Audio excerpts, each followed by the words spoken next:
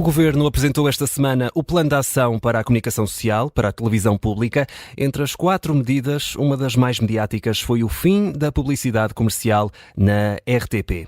É um plano que vai acontecer a 3 anos, até 2027, com um impacto na receita anual de mais de 6 milhões de euros. No total, em 3 anos, são menos 20 milhões de investimento para o canal público, o que levou a críticas da esquerda à direita. Esta retirada de publicidade pode colocar em risco a RTP? Os exemplos estrangeiros mostram isso e que alternativas há agora? São estas as perguntas que debatemos no Causa Própria de hoje. Para isso, juntam-se a nós Alexandra Poço, deputado do PSD, e Rodrigo Saraiva, deputado da Iniciativa Liberal.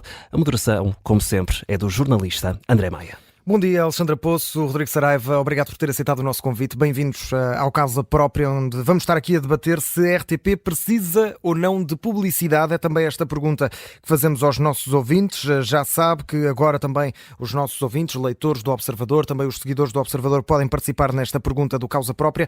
Na rede social Instagram, basta irem à publicação relativa ao Causa Própria e responder a esta pergunta se a RTP precisa ou não de publicidade. Ora, passando-vos a palavra, Alexandra Poço, começo por si, bem-vindo. A pergunta é mesmo essa, em debate. A RTP precisa de publicidade comercial?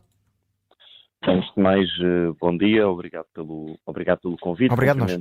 E também ao Rodrigo Saraiva. No meu entendimento, aquilo que o Governo apresentou esta semana trata-se de um grande avanço para a RTP e que se concretiza aqui em 3 grandes eixos. Não só com um novo contrato de concessão de serviço público que está atrasado desde 2015 e que tem como objetivo modernizar a RTP, todo o grupo da RTP. Em segundo lugar, a tal eliminação gradual da publicidade que tem como objetivo criar as condições para que a RTP, nas suas grelhas de programação, se concentre nessa tal prestação de serviço público, sem estar dependente das receitas publicitárias que são de natureza comercial, e assim possibilitar diferenciar a sua oferta não em competição, mas em alternativa às ofertas que já existem no mercado. E eu também chamava a atenção de que esta eliminação gradual da publicidade, que tem um custo de 18 milhões de euros em 3 anos, o que, portanto, representa 6 milhões de euros de perda anual, é compensada no mesmo plano, na medida seguinte, por um aumento de 20 milhões de euros que o Governo já se comprometeu em fazer através da reestruturação da empresa. Ora, se virmos 18 milhões em 3 anos dá 6 milhões, se virmos isto, o que sai da RTP pela saída da publicidade, porque é gradual, vai diminuindo 2 minutos por hora ao longo de 3 anos, passa dos atuais 6 para 0, enquanto que a reestruturação, os tais 20 milhões de euros, garante uma receita adicional na RTP de 7,3 milhões de euros por ano. Portanto, em primeiro lugar, há aqui uma compensação até superior à perda das receitas. Mas é também uma compensação que tem um custo, não é? Estamos aqui a falar também de algumas saídas de trabalhadores, claro. Veja, mas aí já não é, aí quando fala da saída dos trabalhadores, não vai haver um plano de despedimentos na RTP.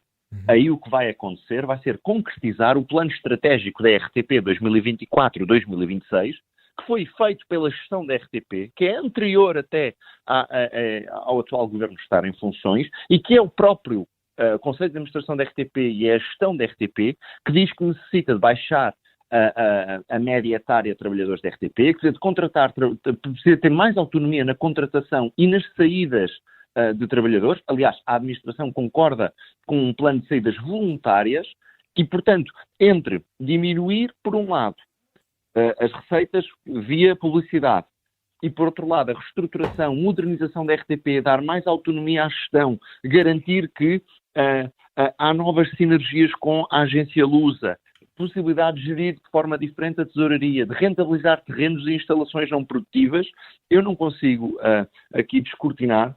E atenção, não estou a falar da CAV, podemos ir à CAV, porque se formos à contribuição da audiovisual, que tem tido um crescimento natural, que, por exemplo, neste ano se estima que vai ficar ali à volta de 192 milhões de euros e que no próximo ano passe para 196, sem aumento da taxa, ou seja, sem os portugueses pagarem mais, mas a taxa tem vindo a aumentar naturalmente ao longo dos últimos anos. Era de 179 milhões em 2019 e vai passar a ser 196 no próximo ano. Nós acreditamos que com estas medidas, para finalizar esta minha Para primeira concluir, sim, intervenção, por favor. nós acreditamos que com estas medidas não há plano de despedimentos na RTP, há sim um plano de saídas voluntárias da RTP. Sim, já explicou essa questão, Alexandre Poço. Deixe-me avançar para o Rodrigo Saraiva, mais para equilibrarmos aqui os tempos também. Rodrigo Saraiva, bem-vindo, faço-lhe a mesma questão, obrigado também por ter aceitado o nosso convite. Faço a mesma questão que fiz ao Alexandre Poço. A RTP precisa de publicidade comercial? Deve ter publicidade comercial? Muito bom dia, André, bom dia aos ouvintes da Rádio Observador e bom dia ao Alexandre Poço. Eu não vou fugir ao debate que estamos a ter hoje e que a Rádio Observador nos propõe. Não vou mesmo todo fugir, embora eu preferisse fazer outro debate. Mas eu respondo já à pergunta se a RTP deveria ter acesso às verbas da publicidade comercial, ou seja, aquilo que é o chamado bolo publicitário. Sim, deveria, sendo que a RTP deveria ser um canal privado e concorrencial como todos os outros. Ou seja, o que nós deveríamos estar a debater é possivelmente aquilo que é o conceito de serviço público televisivo, se ele deveria existir ou não deveria existir. E mesmo existindo, qual é que seria o seu modelo? Aquele que tem existido, em que o Estado detém por completo um canal televisivo com tudo aquilo que acarreta, ou se deveria ir para uma vertente de concessão ou até de contratualização. Mas isto é o debate que não quer feito e nós depois vamos sempre para estes outros debates. Teremos oportunidade para o fazer noutras ocasiões, certamente. Portanto, para nós, eu percebo, o Alexandre estava aqui a falou de duas coisas. Primeiro aqui daquilo que é o peso e que a CAV, a contribuição audiovisual, estava até a subir, não por aumento da taxa, mas daquilo que é derivado até da inflação.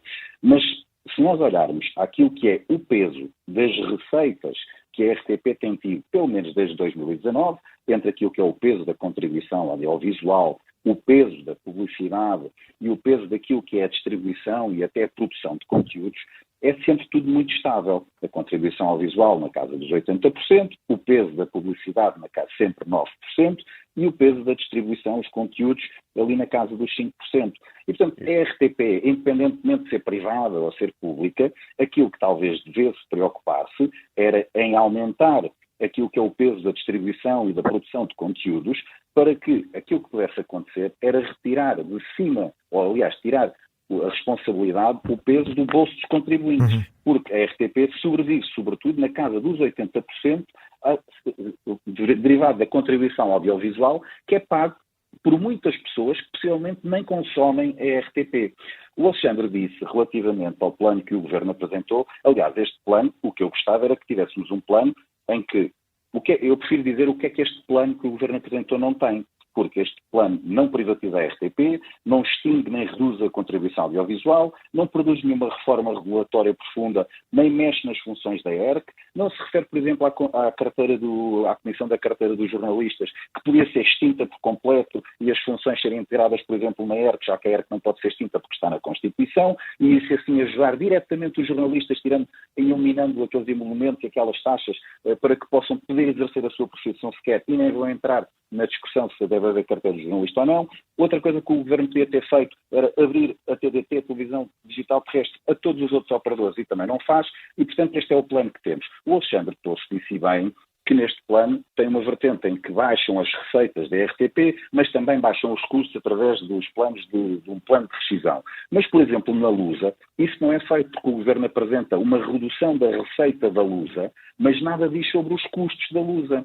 E, portanto, é um plano também um pouco incoerente nessa perspectiva. Rodrigo Saraiva, respondendo, a RTP deveria ter acesso ao bolo publicitário, sendo um canal privado e concorrencial, porque agora a questão que se põe é, se retiram a RTP da competição comercial, digamos assim, então a RTP também tem que deixar de ser, tem que sair do mercado concorrencial ao nível dos conteúdos. E há conteúdos que estão na RTP, sobretudo na RTP1, que são concorrenciais com os canais privados. Portanto, então deixe-me pegar... Se tiram a RTP da concorrência do bolo publicitário, têm que o tirar também da concorrência dos conteúdos. Deixe-me pegar precisamente nesse ponto, Alexandre Poço, retirando a publicidade comercial da RTP, espera-se, acredito eu, que estes anunciantes vão para outras estações, obviamente. Esta medida não pode estar aqui também a beneficiar injustamente os canais privados que estão a competir, como dizia o Rodrigo Saraiva, estão a competir no mesmo mercado publicitário e dar mais força às estações privadas e enfraquecer assim a RTP nesse sentido?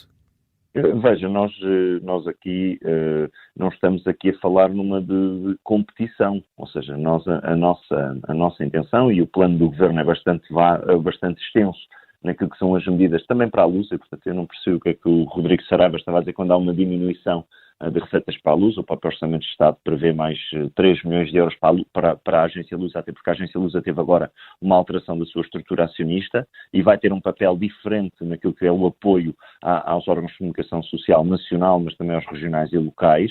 Mas aquilo que eu penso relativamente a esse assunto é de que a captação deste bolo de publicidade, portanto, os tais 18 milhões de euros, naturalmente poderá ir para as televisões privadas, também poderá ir para as plataformas digitais, ou seja, sabemos que se calhar se esta decisão tivesse sido tomada há 20 anos, ou há 25 anos, ou até há 15 anos, provavelmente nós poderíamos entender que havia aqui uma transferência direta do serviço público, portanto da RTP, para as TVs privadas, mas como sabemos hoje, há outras formas de publicidade, nomeadamente das plataformas digitais, e portanto até as próprias empresas de televisão privadas, portanto a comunicação social privada, vai ter a capacidade de conseguir captar essas receitas, porque aí é a relação que estabelece com as agências de meios e com o mercado publicitário para que esta publicidade que sai da RTP possa preferir ir para